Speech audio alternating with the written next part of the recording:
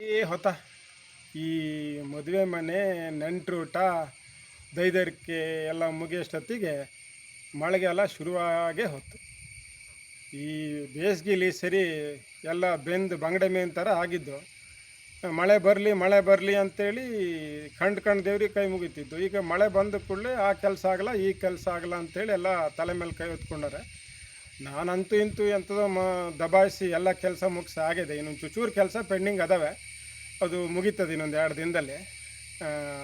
ಅದ್ರ ಜೊತೆಗೆ ಈ ಮಳೆಗಾಲ ಶುರುವಾದರೆ ಕೆಲವೊಂದು ಪಚಿತಿಗಳು, ಈ ಗೌರ್ಮೆಂಟ್ ಗೊಬ್ಬರ ಸಿಗೋದಿಲ್ಲ ನಮಗೆ ಬೇಕಾಗಿದ್ದು, ಮತ್ತು ನೆಟ್ಟಿ ಸರಿ ಅಂತ ಮಾಡೋದು, ಕಾಡ್ಕೊಳೋನು ಕಾಟ, ನೆಟ್ಟಿಗೆ ಜನ ಸಿಗೋದಿಲ್ಲ, ಊಟಿಗೆ ಜನ ಸಿಗೋದಿಲ್ಲ, ಅವೆಲ್ಲ ತಲುಪಿಸಿ.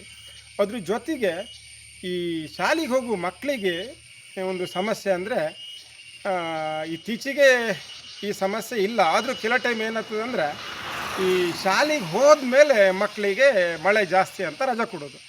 ಪಾಪ ಬೆಳಗ್ಗೆ ಬೇಗ ಎದ್ದು ಮೂಗಲಿ ಬಾಯಲ್ಲಿ ತಿಂಡಿ ತಿಂದ್ಕೊಂಡು, ಇನ್ನೂ ಕೆಲವು ಮಕ್ಕಳು 3-4 ಕಿಲೋಮೀಟ್ರ್ ಶಾಲೆಗೆ ನಡ್ಕೋಗೋರು ಆದರೆ, ಕೆಲವರಿಗೆ ಸ್ಕೂಲ್ ಬಸ್ಸು ಆಟೋನೋ ಎಂಥವು ಬರ್ತವೆ. ಅವರಿಗೆ ಶಾಲೆಗೆ ಹೋದ್ಮೇಲೆ ರಜೆ ಕೊಟ್ಟರೆ ಏನು ಉಪಯೋಗ? ಅವ್ರು ಏನಾರು ಶಾಲೆಗೆ ಹೋದ್ಮೇಲೆ ನೀವು ರಜೆ ಕೊಡೋದಾದರೂ ಒಂದು ಮಧ್ಯಾಹ್ನನೋ ಅಥವಾ ಒಂದು 3 ಗಂಟೆವರೆಗೆ ಬಿಟ್ಕೊಂಡೇ ರಜೆ ಕೊಡಿ. ಪಟ್ಟ ರಜೆ ಕೊಟ್ಟರೆ ಅವಕ್ಕೆ ಮತ್ತೆ ಮನೆಗೆ ಬರಬೇಕು. ಮತ್ತು ಶಾಲೆಗೆ ತಗೊಂಡೋಗಿ ವೆಹಿಕಲಲ್ಲಿ ಬಿಡೋರು ಕೂಡ ಪಾಪ ಬೆಳಗ್ಗೆ ಶಾಲೆಗೆ ಬಿಟ್ಟು ಸಾಯಂಕಾಲದವರೆಗೆ ಅಲ್ಲಿ ಇಲ್ಲಿ ಕೆಲಸ ಮಾಡಿಕೊಂಡು ಸಂಜೆ ಹೋಗಿ ಮನೆಗೆ ಬಂದು ಮಕ್ಕಳನ್ನ ಬಿಟ್ಟು ಹೋಗ್ತಾರೆ. ಅವರಿಗೂ ಒಂದು ದಿನದ ಕೆಲಸ ಆಗ್ತದೆ.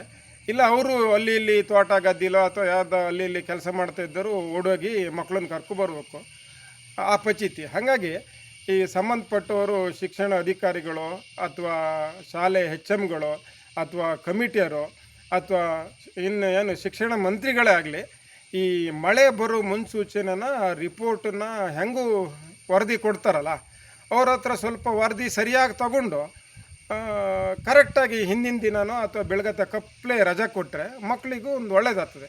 ಅವು ಈ ಥಂಡಿಲಿ 1 ಗಂಟೆ ಜಾಸ್ತಿ ಹೊತ್ತು ಮಲಗ್ತವೆ.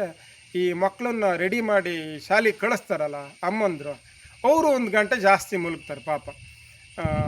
ಇದು ಹೇಳೋದು ನಾನು ನಿಮಗೆ ಸರಿ ಅನ್ನಿಸ್ತದೋ ಇಲ್ಲ ಗೊತ್ತಿಲ್ಲ, ಆದರೆ ನಿಜವಾಗ್ಲೂ ಪಾಪ ಈ ಹಳ್ಳಿಯಲ್ಲಿ ಹಳ್ಳಿ ದಾರಿಗಳು ಭಾಳ ಕಷ್ಟ. ಇಂಬಳದ ಕಾಟ, ಈ ಸೊಳ್ಳೆ ಕಾಟ, ಸಂಕ ದಾಟ್ಕೊಂಡು ಬೇಲಿ ದಾಟ್ಕೊಂಡು ಮಕ್ಕಳು ಬಂದು ಶಾಲೆ ಬಂದಮೇಲೆ ರಜೆ ಕೊಟ್ಟರೆ ಅದು ಉಪಯೋಗ ಆಗೋದಿಲ್ಲ. ಹಾಗಾಗಿ ಸ್ವಲ್ಪ ಮುಂಚೆನೇ ಕೊಟ್ಟರೆ ಮಕ್ಕಳಿಗೆ ಉಪಯೋಗ ಆಗುತ್ತೆ, ಎಲ್ಲರಿಗೂ ಉಪಯೋಗ ಆಗ್ತದೆ. ಮತ್ತು ಈ ಸೊಸೈಟಿಗಳಲ್ಲಿ ಅಲ್ಲಿ ಇಲ್ಲಿ ಎಲ್ಲ ಗೊಬ್ಬರಗಳು ಇನ್ನೂ ಸಿಗ್ತಿಲ್ಲ. ಆ ಗೊಬ್ಬರಗಳು ಸ್ವಲ್ಪ ಸಿಗಂಗೆ ಮಾಡಿ ನಮ್ಮ ರೈತರಿಗೆ ಮಳೆಗಾಲದ ಮುಂಚೆ ಮೇಲು ಗೊಬ್ಬರ ಹಾಕೋರಿಗೆ, ಗದ್ದೆ ಗೊಬ್ಬರ ಹಾಕೋರಿಗೆ ಸಹಕಾರ ಆಗ್ತದೆ. ಇಷ್ಟೇ ಹೇಳಬೇಕು ಅಂದ್ಕೊಂಡೀನಿ. ಎಲ್ಲರಿಗೂ ಥ್ಯಾಂಕ್ಸ್.